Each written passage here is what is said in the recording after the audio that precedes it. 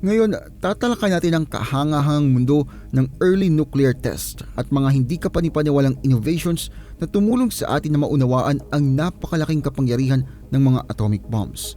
Kaya't maganda ka na para maglakbay patungo sa nakaraan habang tinitingnan natin ang sikreto sa likod ng mga nakakamanghang white smoke trails at ang makabagong camera technology na nag-capture ng mga pagsabog na ito. Sa video na ito, ibabalik kita sa maagang panahon ng nuclear testing kung saan ang mga scientists, researchers at army personnel ay nasa misyon para malaman ang mga misteryo ng atomic explosions.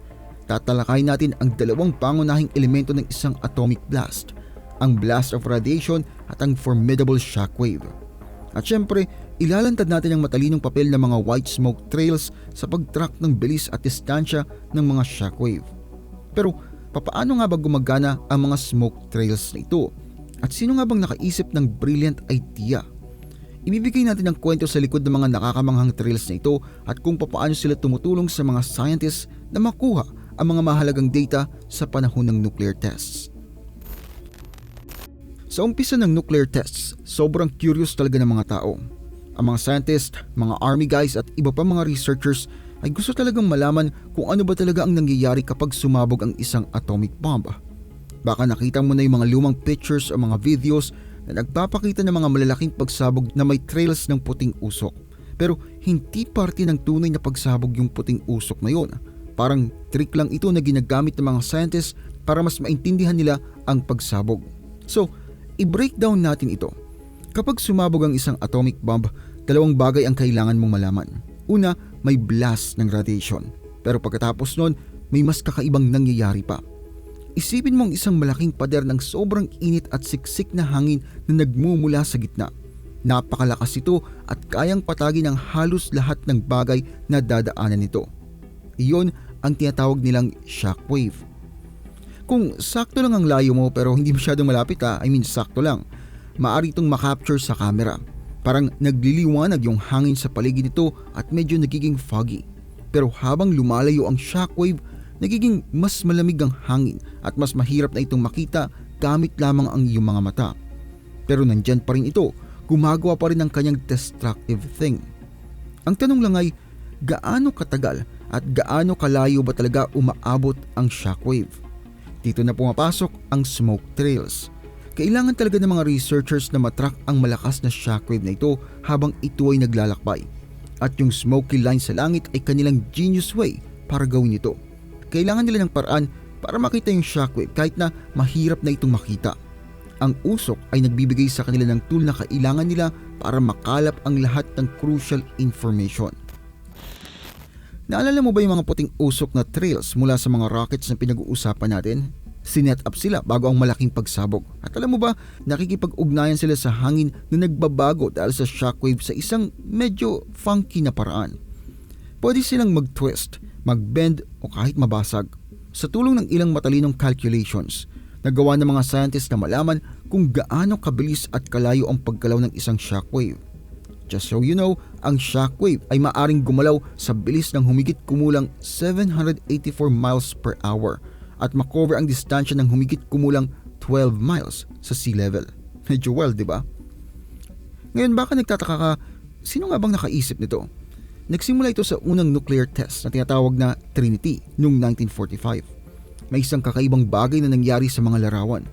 Parang nawala ang isang piraso ng balloon cable sa mga pictures. Pero hindi yun ang magic. Iyon ay ang shockwave na nagbend ng liwanag. Oo, tama ang narinig mo. Kaya nagsimula ang mga tao na mag-isip. Naisip nila, bakit hindi natin gamitin ito sa ating advantage? At boom, dun pumasok ang Naval Ordnance Laboratory. Tawagan natin silang NOL para mas maikli. Nag-umpisa silang gumawa ng ilang special rockets na makakagawa ng mga smoke trails. Fast forward tayo sa 1952. Unang nasubukan ng mga rocket ay ito sa Nevada. Bahagi ito ang tinatawag nilang Operation Tumbler Snapper. Pagkatapos noon, makikita mo mga smoke trails sa footage at mga larawan ng mga test sa Nevada hanggang 1955. Parang sila yung guest stars ng nuclear tests na tumutulong sa lahat para mas maintindihan ang main event.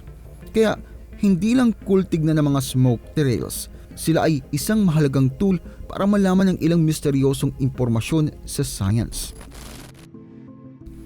Naalala mo ba yung unang larawan at videos ng A-bomb tests? hindi sila magiging posible kung hindi dahil sa malaking pag-unlad sa camera tech. Noong panahon ng Manhattan Project, si Robert Oppenheimer at ang kanyang grupo ay ginawa ang napakalaking setup ng 52 high-speed cameras para sa Trinity tests. Oo, 52. Seryoso sila sa pag-capture ng bawat sandali. Lumipat tayo sa Nevada at mayroong tinatawag na Rapatronic cameras na ginagamit.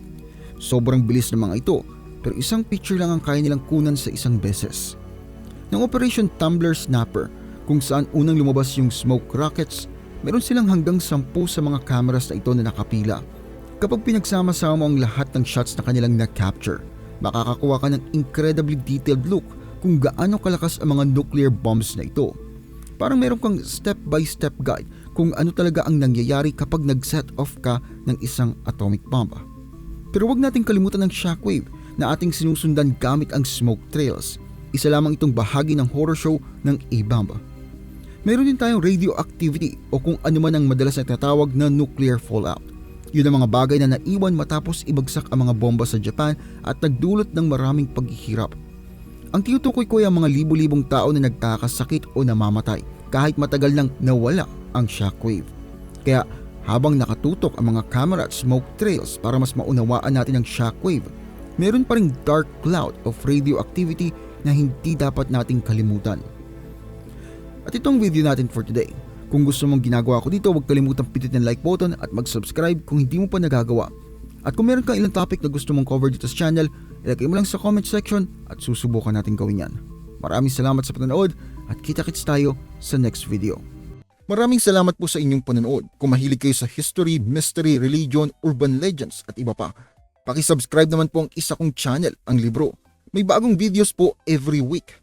Paki-like at paki-follow na rin po ang aking Facebook page. Muli, maraming salamat po. Maraming salamat lalo na sa mga solid supporter na sina